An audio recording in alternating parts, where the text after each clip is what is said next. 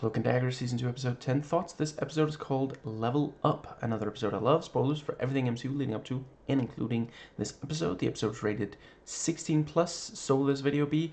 Now, before we dive in, I want to make sure I say, now that I've watched the entire show, the bloopers are really funny. Just got done watching them. Gonna do a review soon. Might not be today, depends on my back. Maybe not today, maybe not tomorrow, possibly the day after tomorrow, if I can outrun the ice-cold wind. Seriously, 100%, no doubt about it, climate change is real. It is, accelerated by man, and we need to do whatever we can to alleviate it. That movie was silly. And, let's see.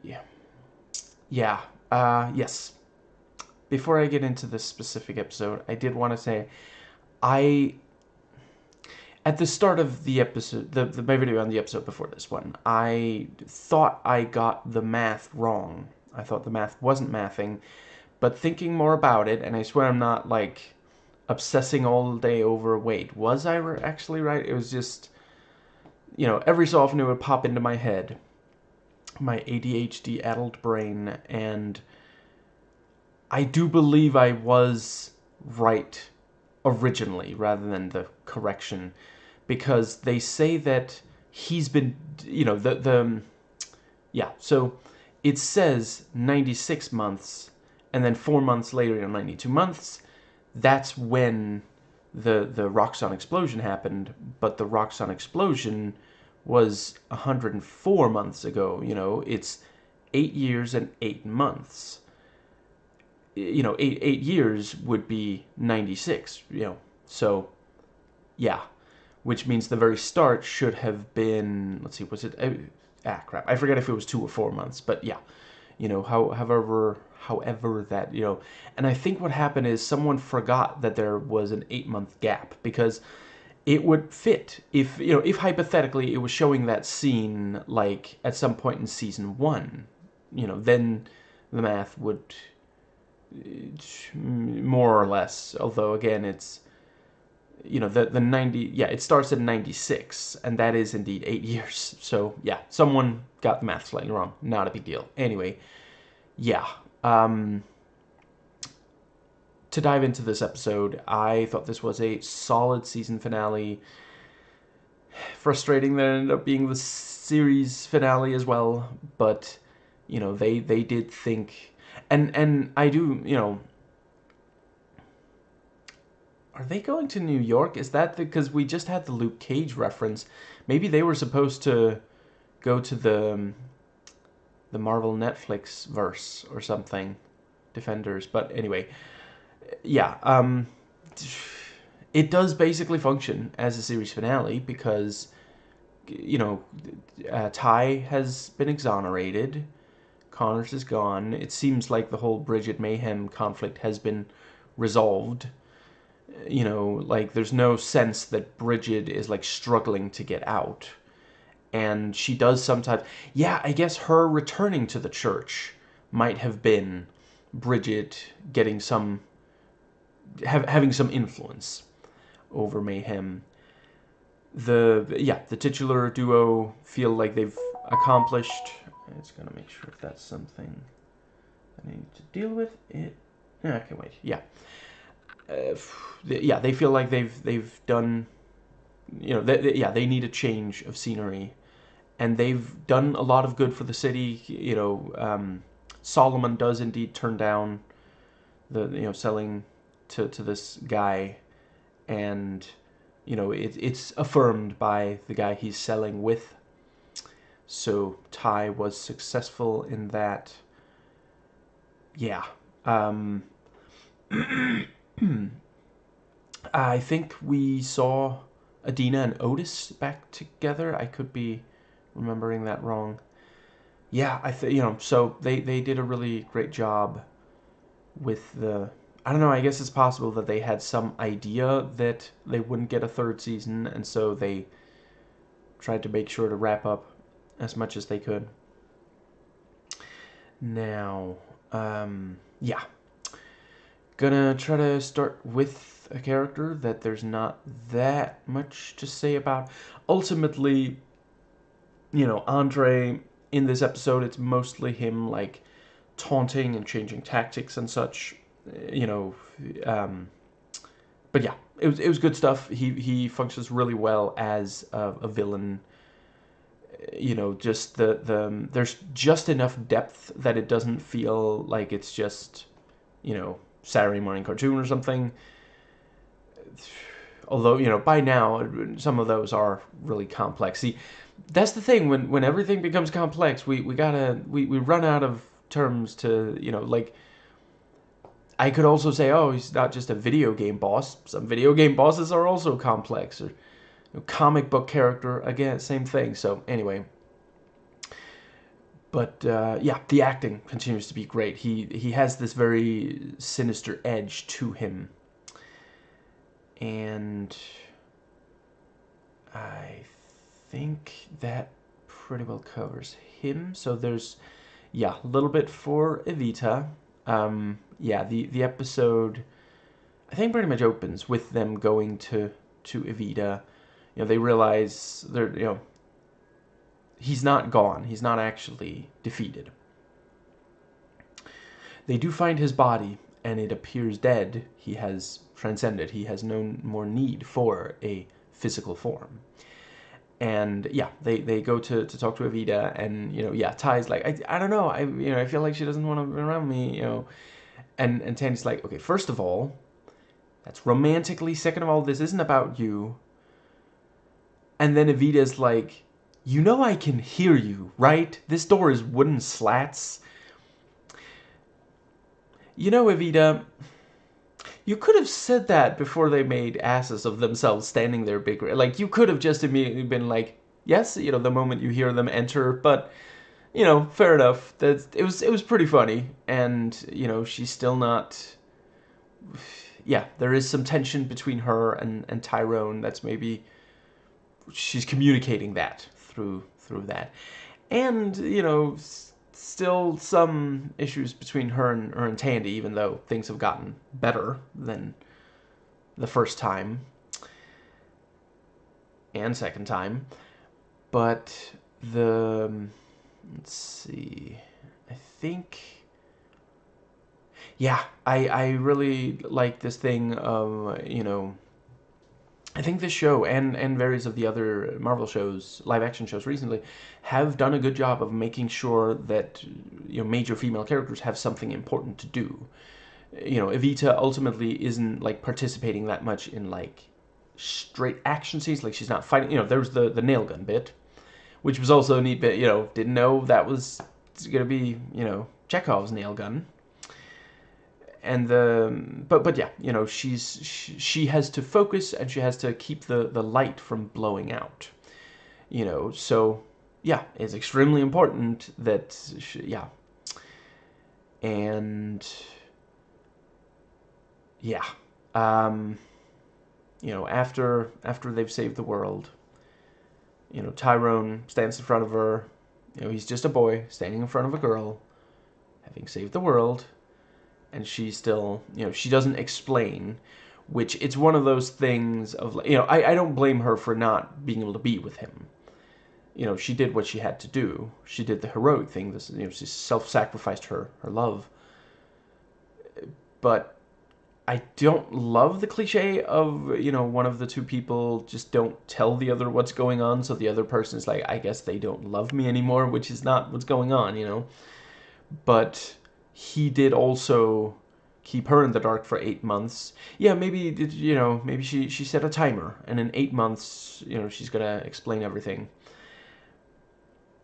And I can imagine it's, seriously though, a serious answer, serious analysis, I think she's thinking he's just gonna keep pushing, he won't accept it. She's trying to be the more adult of them, and just do it, like that. And there at the end, she draws the Vevey, and she draws Tyrone there. So, clearly still does care. That does cover her, which also, yeah, you know, if hypothetically she and Ty could still be together, he wouldn't be leaving on the bus, which I hope is not a surprise to anyone watching this video, which, you know, it is technically like a post-credit scene, I think. Oh, that's it. Yeah, actually, I come to think of it, season 1, the season 1 finale also had a post-credit, so I guess that was just how they were going to do post-credit. You know, it's Agents of S.H.I.E.L.D. kind of went back and forth. Yeah, I haven't watched the entire show, but watched the first 5 seasons, and that, kind of goes back and forth on whether or not they have post-credit scenes. Yes, so Mayhem. Let's see. Was the first thing when she went to the church? Maybe, I think that might have been. Oh, right. One more thing about Evita. Yeah, her, nail gunning the cloak, and she puts out, it's, the cloak creates the portal. If Ty is supposed to walk through it, it's gonna be, and she's like, knowing Tyrone like I do, and yeah, I guess that does cover. Yeah, okay, that brings us to Mayhem. So yeah, she comes back. That was really tense. Some dark figure emerges and is going to attack Evita to stop the light. Andre does. Yeah, he strives for excellence, and he's not just gonna fight on the one front. And thankfully, Mayhem shows up just in time to get rid of it, and then, yeah, some pretty cool fighting between her and them. And the thing with, one of them, like, takes off he opens the shield, and it's Fuchs. Like, wow, Andre really does not, yeah, his weapon is despair, and he's, if all you have is despair, everyone looks like they have hope. And it was, and yeah, really tries to play on her guilt, saying, are you ever going to stop hurting me? This kind of thing. And, she's like, sorry. And I forget what he said, but then, then she follows up with, I wasn't talking about the past. And then she holds up the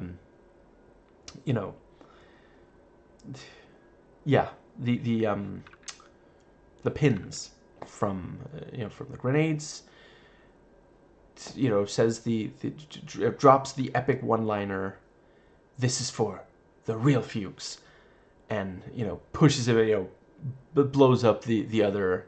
Yeah, that was quite cool. And yeah, Evita comes through saving with the nail gun when Bridget needs help there. And yeah, at the end of the episode, in the montage that wraps up,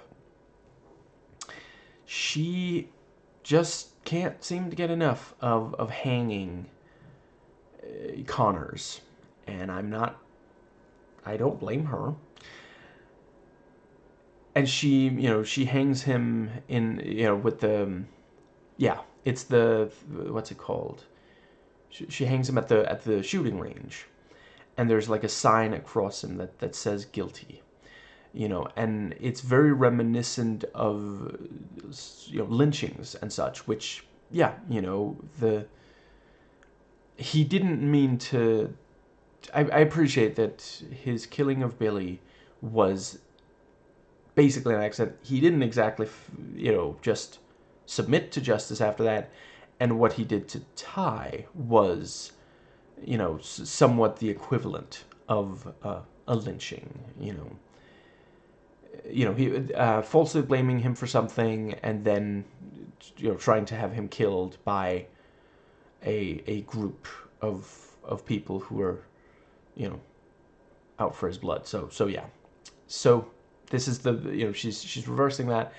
And I appreciate the detail that the 3 cops, 2 of them are white, and one of them is black. And at least one of the white ones is like, I don't know about this, and the black one is like trying to suppress, he's like, yeah, well, you get what you give, so that was quite a good, yeah. And let's see, yeah, that I'll just briefly say, I appreciate that we saw, the uncle senator was, what's the word? He was arrested, for all that he's done.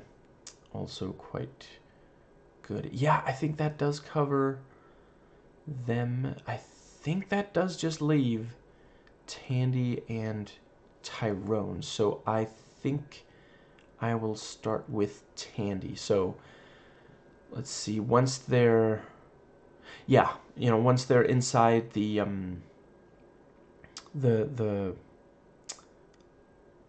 meta area, she notes the viewfinder is broken, and she struggles to maintain hope, and he gives her a really great pep talk. And yeah, I really appreciate that. Yeah, it was, like the viewfinder makes it perhaps more direct, but you can do it without it, if you have enough confidence, you can do it without it. And maybe you also need to have been there before. I could imagine there's, if it's your first time after that, yeah. And let's see, let's see, that does get us to the let's see, what was the next part? I guess that, yeah, that is when they are able to, let's see, yeah, the viewfinder, and they get to the place, and two teenagers walk into a jazz club. Stop me if you've heard this one before. And yeah, the fact that, right, I love the line about, he can, Andre is getting people from all over the city, maybe all over the world, which I quite appreciate, because it's one of those things we don't need to see from all over the world. As far as I can tell, we only see from New Orleans, but that is perfectly, it's a logical conclusion. And even if he doesn't cover the entire world, it's necessary for them to stop. And nobody else is going to be able to stop him, and it's pretty clear he's going to keep, it wouldn't be okay if he takes everyone in New Orleans. The fact that he doesn't, if he didn't proceed to the rest of the world, that wouldn't make that okay, not even remotely. And we already know he's going to keep going. Now, let's see. Yeah, I quite appreciate the bit where we see him teleporting people in. He grabs a bank robber, or the driver from the bank robber, the bank, whatever, robber, and a cop, and let's see, yeah, then we have the various, the fighting starts not long after, and I really appreciate the, let's see, we have, Andre, he doesn't just like fight them directly, he sends them into their own minds, or recreations of their own minds. I want to say, is it IMDb? Let's see, yeah. And actually, I think also Disney Plus just refer to it as the lower dimension. But yeah, these recreations, and Tandy confronts Nathan, and Ty confronts, who, the subtitles when he isn't on screen refer to as perfect Ty, and they do also, he does say, you're the perfect version of me, or I'm the perfect version of me, something like that, And yeah, at the end of the day, Tandy is terrified that she is going to, the way that Fuchs played on the guilt, maybe survivor's guilt, and the right, and with Ty, there's also some survivor's guilt because of Billy, and Tandy, it's this fear that she'll be like Nathan, and by the end of the way she wins, it's not just this thing of like throwing a lot of punches. It actually does, she wins by accepting that he will always be part of her, and it's that thing of whether it's like for some people it's it's birth parents, for some it's adoptive, but the those who raise you are always going to be part of you, and you have to find a way. Part of growing up is realizing that your parent or parents aren't perfect, and then it can be really difficult for those who find that they really hate things about their parents. And the way to move forward is to accept, this person is part of me, will always be part of me. There's no changing that, and denying it is just going to cause frustration. But they don't have to define all of me. I can find a way to, because the one way is to say, my parents did a non-zero number of things that I really wish they hadn't done, so and they are part of me, so I'm gonna work hard to make sure I don't make those same mistakes. That's something that personally has worked for me, and I understand has worked for many others. I didn't come up with it or something. And the thing of Nathan says to Tandy, at one point Nathan says something like, there's two sides to every story, you haven't really heard, which, I don't know if Andre gave them a script, because that does sound like, well, Nathan was an abuser as well, so it's possible he would have come up with that on his own. One of the things he says is, but I was making the world a better place, trying to make sure with his work, he means, obviously, not the abuse. And that again is this thing of like, that doesn't make it okay, though. That doesn't mean that, and I did note he didn't apologize. He didn't say, I know what I did was wrong. He just tries to deflect and say, there were reasons for what I did, which again, there are definitely, every abuser, people who abuse, they're doing because of some kind of pain, but that doesn't make it okay. If you have pain and you feel like you might hurt someone, the responsible thing is to try to get help. And I appreciate that for some people that is very difficult, but it's you do what you can, within reason, obviously, to make sure that you don't hurt others. Now, I think that does pretty much cover, let's see. Yeah, I like the bit with, Ty saying something like, you can definitely kick my ass, or something like that, when they switch partners. That was also a neat little, which is that a dance thing? I'm not sure I've heard of that or wait, is it maybe also a martial arts thing, switching partners, sparring partners, maybe? And anyway, but the I think that does pretty much cover. I think I'll just talk some Thai now, since their scenes, they're not constantly sharing the screen, but when they're not, they're intercut for most of the rest of the episode. Him fighting Perfect Tie, PT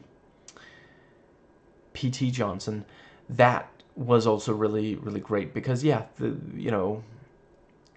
one of the things that Perfect Tie says is you had so much and you threw it all away. Because again, that's what he is worried about. He's scared that he's ruined his life and thrown away, because yeah, these points about, the education, for example, that he got, and yeah, that is something he has to, to face. And yeah, some great stunts in some of the fighting. The bit where they both ties go, rolling down the stairs. That was very, very good stunt. And let's see. Yeah, I like the parts where Tandy and Ty can actually hear each other, and at some points, one of them will wake up at the table, and then,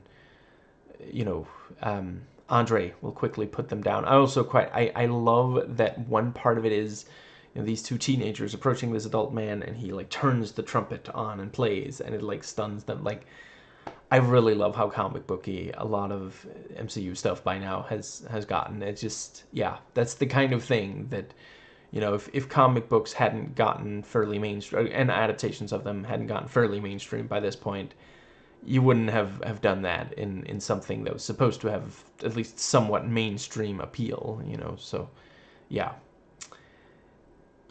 I think that might, maybe something like Legion would have. That one's not really trying. That was never trying to. I need to watch the third. Well, yeah, I'm getting to the third season, but those first two seasons are not trying for mainstream appeal. Very, very niche.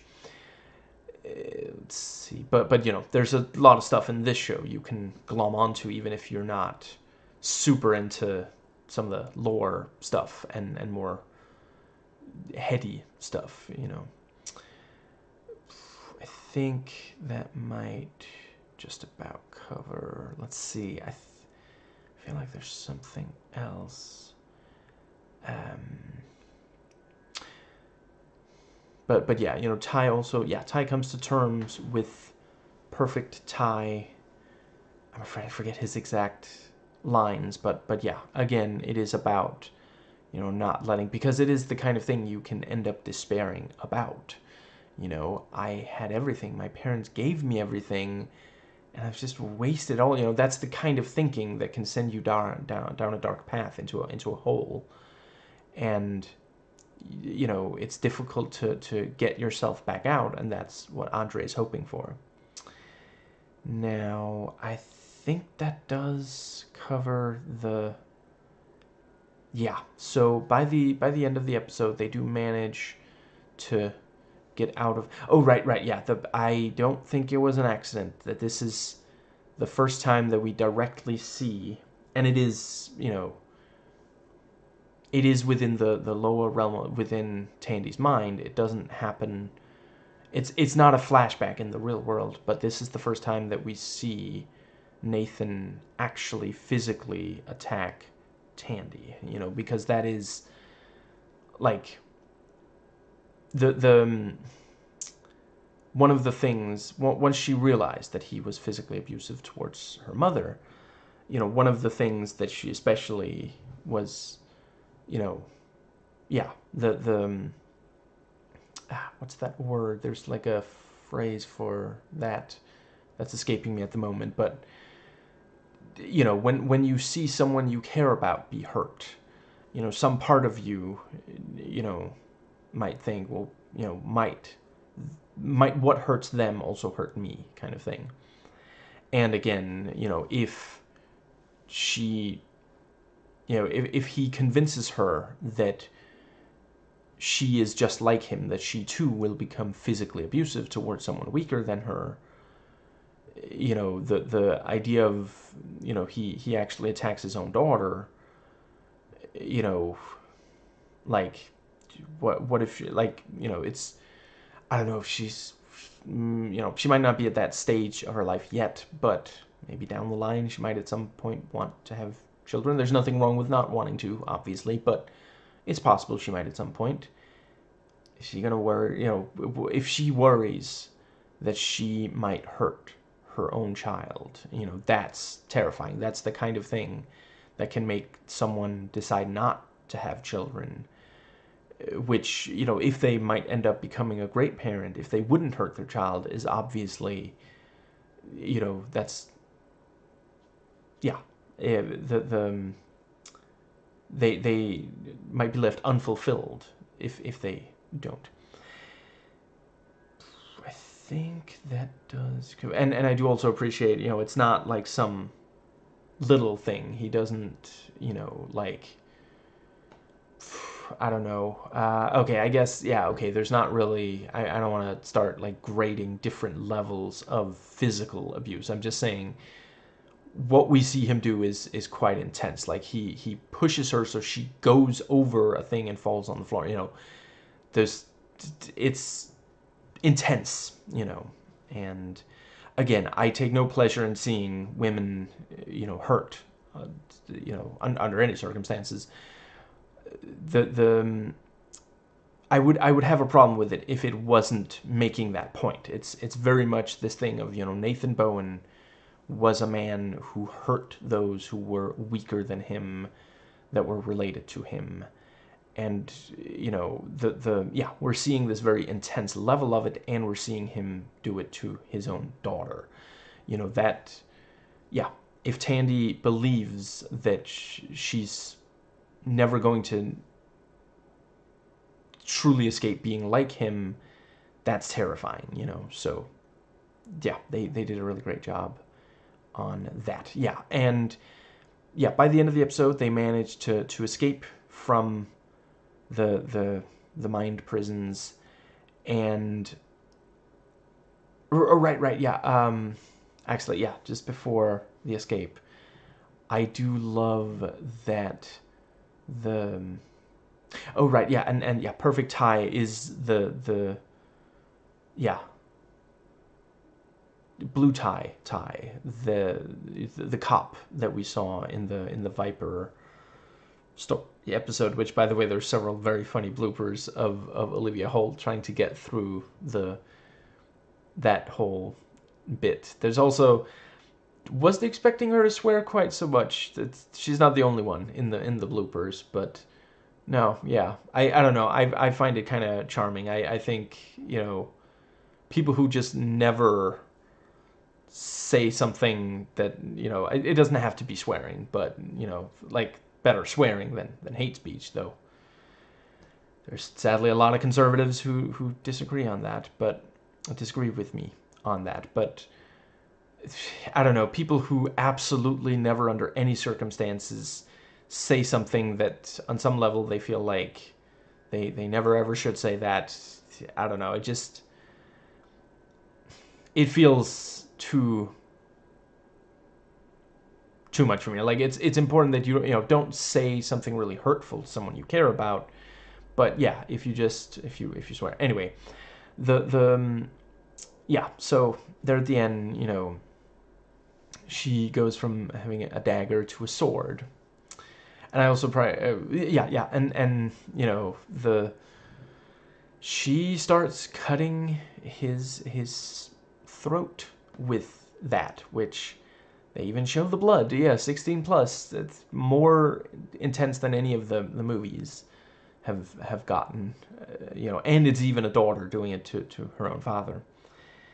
Right, by this episode, we still haven't, Liam still isn't back, but I guess it's possible he would have been in another, because he left, and now they're leaving, so it's possible that he'll run into Tandy, and you could either have some friction between him and Ty, or maybe the duo have to team up against Liam. Maybe without Hope, he became a much worse person. He's, now dangerous, something like that.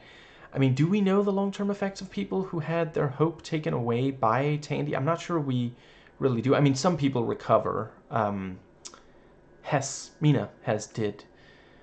I think there's an adorable blooper where she's dealing with one of the mice, and it leaps, and she's like, "Ooh, you jump!" just adorable. She's apparently just as, you know, cute and sweet out of character as a lot of her character. You know, and that's the thing where like someone might have been, F word, holy crap, what's going on, you know, kind of thing. But no, that's a very just absolutely adorable reaction to have. Yeah. And let's see but yeah, you know, she makes the sword and then, you know, plunges it into Andre. And there's some great, you know, I love when she throws some daggers and, you know, they go through him and he's like, you missed, which, you know, she's like, I knew you were gonna say that. You know, she knew they don't go into him, they just go through him in the lower realm. She was trying to free, you know, and it's Melissa, Melissa and Michaela. Was there a third one? At least those two. Which, yeah, you know, he's hurt both of them, and both of them have a personal relationship with Tandy. Tandy's been trying to protect and save both of them for a while, and just the catharsis of seeing them restrain him to make sure that she can, you know, go through with the final attack. Just, yeah, wonderfully done. Again, making sure that the female characters who have played a significant role, not every single woman who's ever appeared on the show, obviously, there's not room for all of that, but yeah, they have something important to do, and it doesn't, like, go against the character. Like, I gotta say, I think it might be cool to watch, but I think if Melissa and or Michaela started, like, dishing out punches and kicks, it would feel, like, contrary to their character up to this point. But them restraining an abuser, 100%, yeah, that, you know, I think if Michaela had to do it to Jeremy, that might also, you might need to work hard to sell that, but outside of that, you know, yeah. And yeah, there's some fighting between Andre and Ty. I hope I didn't say, crap, I forget what I said earlier in the episode. I meant to say it's not just Andre fighting the titular duo. You know, most of the time he has them fight, you know, aspects of themselves that they have to come to terms with. But here at the end, yeah, there's some fighting there, and, you know, suddenly Tandy disappears, and it's this thing, you know, Andre thinks, aha, see, I was right, because he played on that fear of Ty's in an earlier episode, and I'm pretty, no, I have to stop saying I'm pretty sure. That was definitely the plan. They knew he's going to try to do that, so if Tandy suddenly disappears, you know, he's gonna think he won, and he's gonna lower his guard. You know, he was ready for the daggers before that, but he wasn't. See, yeah, I'm not 100% sure why the sword can penetrate him when the daggers can't, but I can imagine it's a thing of whether or not he's ready for it, whether or not he feels any despair. You know, now that he is starting to lose, I think that's got to be it. But yeah. And right, it was also really cool seeing them in full proper costumes. I think that is what they wear in at least some of the comics. She's in the ballet, you know, uniform. I don't know enough about ballet. And he's got the cloak, where it's like black and with blue stripes and this whole thing. You know, I believe they're comic accurate. I'm pretty sure his is very close to it, at least. Anyway, then you have they you know, I'm not saying it always has to be this way, but I love one of these, a comic book or a comic book adaptation, the climax has the heroes need to use and effectively use stuff that they've built up to, rather than just defeating. You know, there is a non-zero number of mid-2000s comic book adaptation movies wherein the villain is defeated by the most basic, that, like, something that the hero has done, the protagonist anyway, has done to someone that was way more small fries, and it's just ridiculous to, yeah. Film Brain pointed that out, and I agree with him. Anyway, yes, what was the other thing? But yeah, you know, she,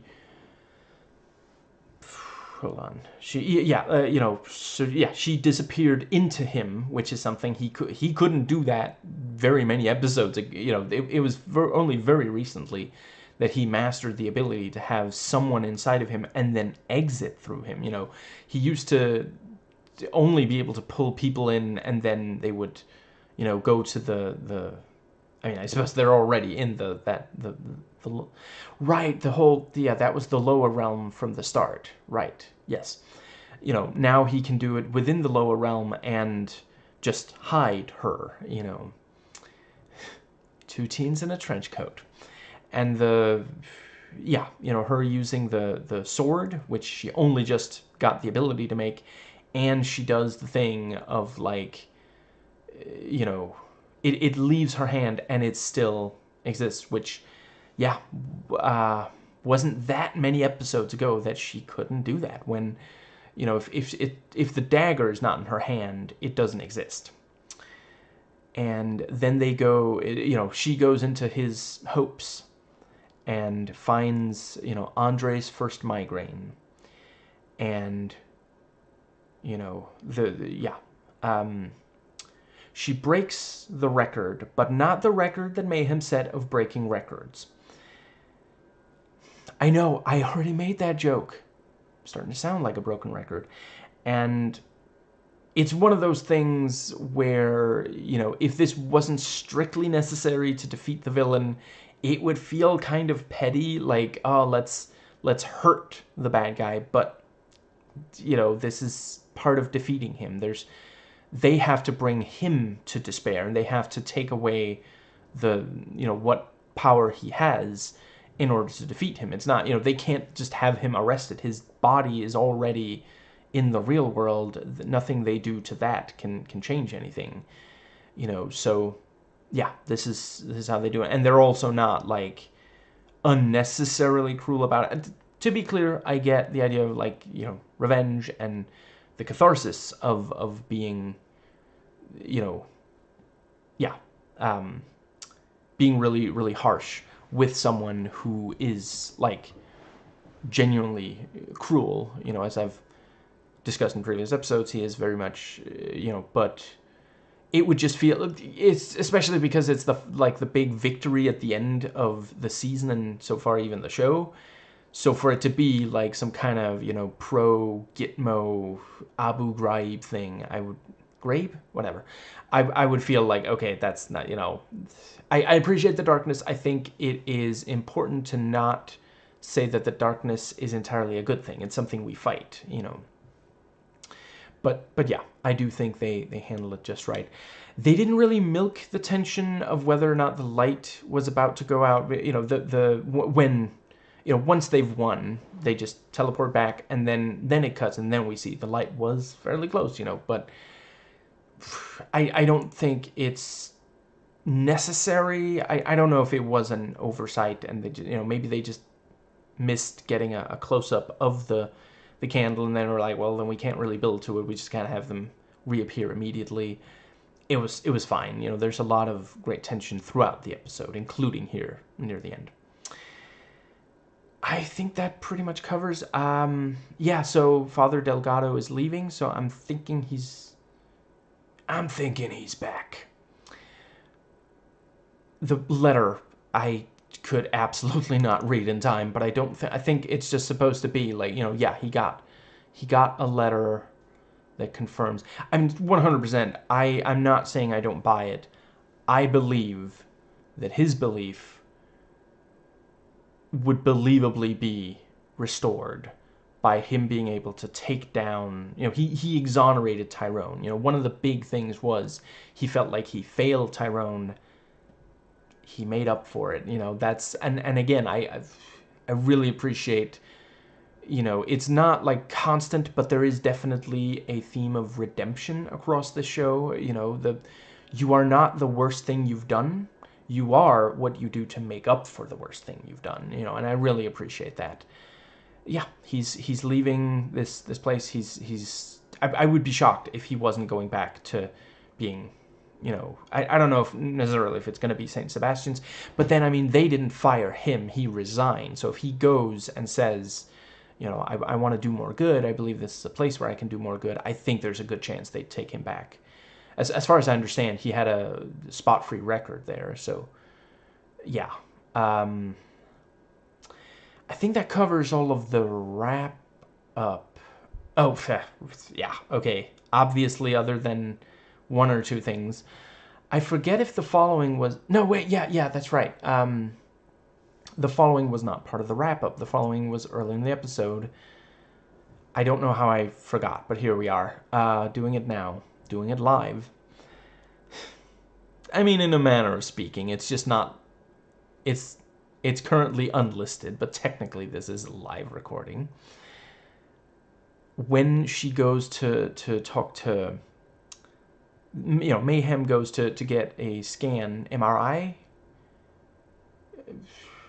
MRY? Because she, you know, yeah, with, yeah, from I can't believe I keep blanking on her name, but Hess, Mina Hess, that's it, who also has an adorable, like, there's another outtake where, just, yeah, you gotta watch the bloopers. They're here on YouTube. They're free. 4.5 minutes or something. Like, you gotta watch them if you watched the entire season. Right, it helped me endear me slightly more to Emma Lahana, who, you know, it's one of those things. Like, I think bloopers can be extremely humanizing because, you know, everybody is gonna crack up at some point. Everybody, you know, again, I don't know how much I trust people who never show any sense of weakness. Like, if you accidentally mess up a scene and you're just stone-faced, I just, like, okay, wow, that, you know, this, yeah, is one of many things to you know, dislike about, you know, conservatives in the public eye. So many of them, either they'll, like, seemingly not break, or, you know, certainly not admit fault, or the way they do it is this awkward rehearsed thing, like they're scared of showing what they really look like. I mess up on this channel all the time, you know. I try to be honest when I've made a mistake, try to, you know, correct it. And so, you know, anyway, you know, it's not the end of the world. You try to make up for it. You try to, yeah. But in the season 1 bloopers, and I'm not sure it was even the only one, but Emma Lahana, there's one point where, like, you know, a dog, you know, dogs are barking, and, you know, she says something like, "Shut up, dog," and I get that she was being funny. It was this thing, you know, saying dog like you would to a person. You know, obviously the dog doesn't, you know, I don't know. I don't like when people talk to animals with it. I know she was just being facetious, but in the bloopers for season 2, she smiles, she cracks up. So that's, yeah. I forget if she did in the season 1 ones, but anyway, yeah.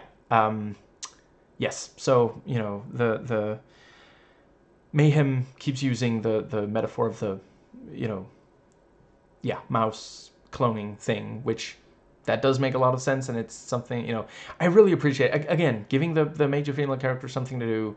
Mina isn't really a fighter, but she did get to, you know, and she even says, you know, yeah, like, I was possessed. I you know, it's important to me to understand what happened and make things better. Again, you know, not despairing. And yeah, and then she got, yeah, Andre teleported her away, and that's when, you know, Mayhem went to the church and said that, you know, people are being teleported from all over the city, you know, not the one area. And she was the third person, right, holding Andre back on the stage. So again, you know, Tandy has a personal relationship with, tries to help, with that one notable exception, and Andre has hurt. Although here it's less, well, no, yeah, with both Melissa and Mina, it's that he's purposefully enslaving them and leaving them in despair so he can, you know, for his power, more than, you know, he didn't really meet them. I guess he might have met Melissa, I'm not sure we saw, but he didn't, it's not quite the same as with Michaela and Tandy. you know, in the forced trafficking, or the trafficking and forced sex work. That's it. Trafficking by definition is forced, is using force. Anyway, what was the other thing? Yeah, you know, so yeah, Mayhem refers to the mouse, and you know, my mouses are, you know, all messed up, and you know, Mina's like, technically it's called mice, and you know, Mayhem is like, how about you? How about me what? How about you not correct my grammar? Do you not know what I do to people that bother me? You know, just, yeah. But yeah, really, really love to see that they did find something more for her to do, and that it works. As you know, sometimes if a piece of media is really desperate to give a character something to do, they'll have them do something, and we're sitting there like, that has nothing to do with their character though. But here, no, she's doing science, you know. And you know, Mina Hess, the scientist, and she should have her own show, honestly, educational, and yeah, that would be a solid tie-in. If, you know, if they make a third season, maybe they could do like a tie-in the way that, you know, Disney Plus have been doing like spin-offs that don't really, you know, like I Am Groot isn't really related to anything. You know, it doesn't affect anything. It is just, yeah, you know, here's some fun little adventures with a character that's really popular. You know, you could do something like that with. Although I suppose if soon we're getting a science educational show, it's probably going to be Mr. Fantastic based on some of the stuff we've seen of the Fantastic Four movie coming up. Anyway, yes, so the very, very end, you know, I like the way they cut, because at first it looks like, you know, we're seeing, crap, I forget which of them, but one of them, either Melissa or Tandy, like packing a bag, and you know, first we're like, what's happening here? And is one of them leaving the other? And then we see, no, they're packing it together. You know, one of them was just out like picking something up to put in or something like that. So it is clear, yeah, you know, they have both come to this conclusion. You know, Melissa isn't trying to talk Tandy out of leaving. And at first we don't know if it's Tandy or Melissa leaving. You know, but yeah, clearly they had a conversation off screen, and we don't need to see it because, yeah, you know, after Despair was gone, you know, Tandy was Melissa is no longer despairing enough to drink and do drugs, and let's see, it is slightly unclear if that had something to do with Andre, the fact that she was drinking and doing drugs again. I mean, she was in group, and Andre was head of group. It's possible that was, certainly it works as like the first little bit of trying to affect. You know, he can't teleport people at that point, but he can make someone like do drugs. Yeah, we still don't know if, for sure, if Michaela. No, wait, yeah, let's see. No, I think Michaela was pumped full of drugs. I don't think she did drugs herself.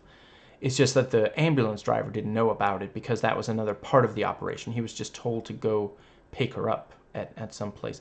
That is one thing. You know, there at the end when Solomon says, no, I'm not selling to you, you know, because the girl's in the back seat. That did feel like, I get it's, you know, it's convenient. You need to make it, you know, clear and communicate it in a very short amount of time, because this is just the wrap up. It's not an entire scene, you know. But him just driving around, I'm not saying that never happens. And, you know, he is trying to buy drugs. It's not like he's parked in front of a police station or something. You know, I appreciate the grittiness of it. I don't know, maybe it's just recent events. It reminded me of, like, you know, I mean, I feel like that car is going to drive off, and then another car is going to drive in, and it's going to be Haitians, you know, confessing to a cop that there's 100 cats in the back of their van. They're intending to eat them all.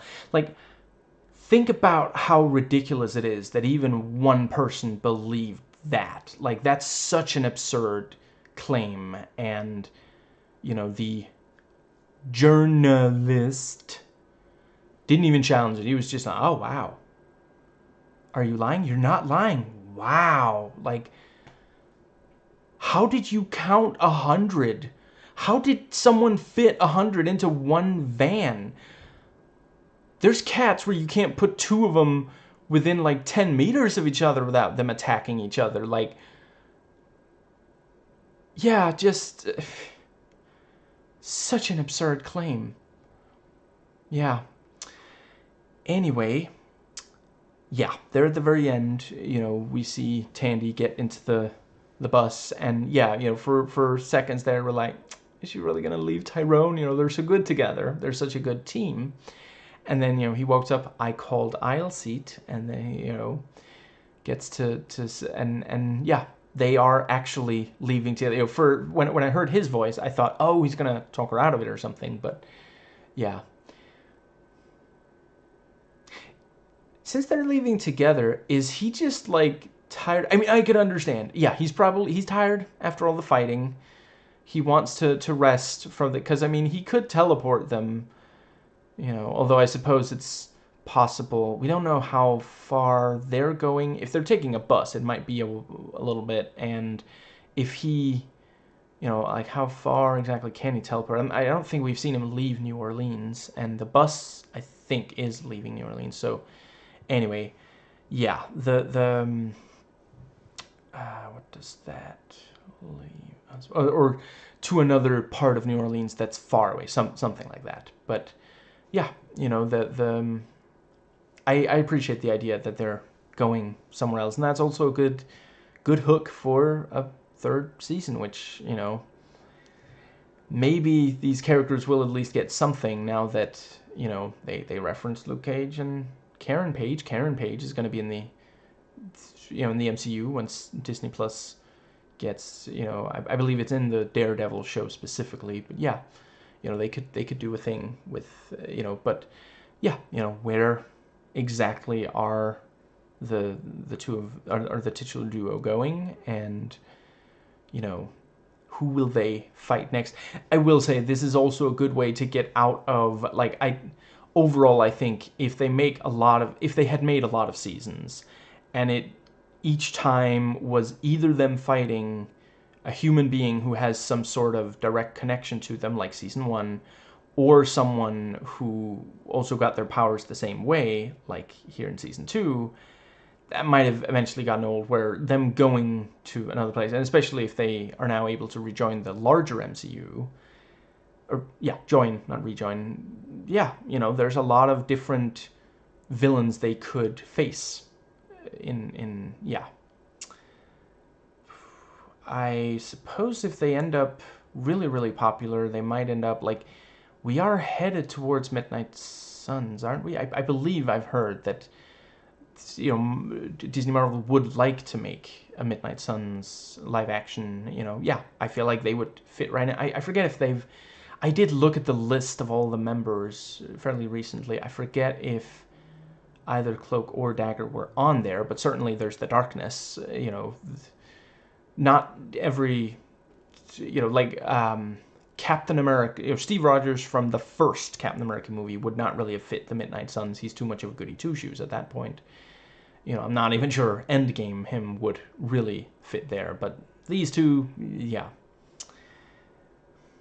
There probably is, like, if you want to join the Midnight Suns, you know, there probably is like a height thing that, you know, says you must have killed this many people to join the Midnight Suns.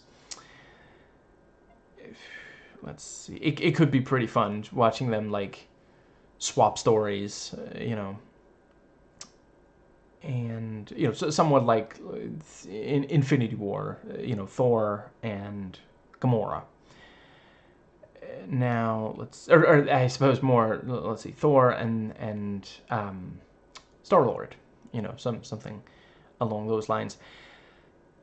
Yeah, I appreciate the ambiguity of the hand holding, because it is one of those things, you know, like a kiss would make it clear, okay, it's romantic, and if they didn't even hold hands, we wouldn't necessarily be thinking anything of the sort. But hand holding, you know, there are platonic friends who hold hands, and there are also lovers, romantic partners who hold hands. So that was a really nice little way of saying, you know, like AV testing, basically seeing, you know, do people want the two of them together? Because I do think at this point they've both grown a lot, you know.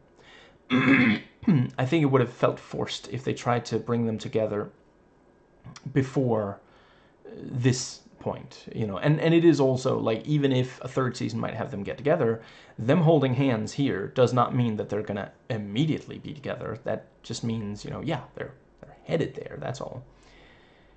You know, it could happen like halfway through the next season, and they could gradually build, you know, you could have little hints that they're getting closer and closer. You know, they're extra careful around, you know, making sure that each other is completely okay, stuff like that, you know. And I do think that could also be like, you know, I know that some people, it's complicated when someone has been, you know, sexually forced, when they try to form a romantic relationship. You know, on the one hand, they might really want to, but there's also, you know, that they might not want to be touched in a sexual way, and, you know, stuff like that. So that could have been, you know, they could have spent the third season, her trying to deal with the trauma, him trying to be supportive, and them both wanting to be together, but they're trying to figure out if it's, you know, if she's okay for that. And obviously he's not gonna keep pursuing it if she genuinely is not okay with it. So yeah, really loved the episode, the season, the show. I know it's I'm not sure we're gonna see them in the MCU, though. I mean, is it a spoiler to say? I'll just say they might appear elsewhere. But so I'm not saying like, oh, I can't wait to see. I'm not. I'm aware there's a decent chance it won't happen, but I would very much like to see it. I definitely think they could build on what they have here, you know, which I say a lot of positive things about these Marvel shows. Sometimes I worry that I sound like, oh, you know, you just like everything Marvel. You don't think they've ever made a mistake. I don't think that there's that much to build on from Inhumans, you know. The casting of Black Bolt and maybe some others, but, you know, if they did, you know, if they were to try to build a real like Inhumans thing after that, that's like canon in the MCU, they would pretty much have to just start over with everything other than casting. Like, there's almost nothing else salvageable from the Inhumans miniseries. You know, that one I'm not really that upset did not get more than it did. It frankly got significantly more than it warranted. But yeah, review forthcoming, and let's see, what is, I'll just real quick. The very next is Legion Season 3. Oh, right, just briefly, IMDb trivia for this episode. Tandy rates her father Zed after learning about Tyrone's affection for Zorro in Restless Energy. That was also a very neat little, yeah, because she said, you know, well, I gotta really focus on the A's, the B's slightly less, but I choose where I put you. And then she, you know, yeah, rates him Zed.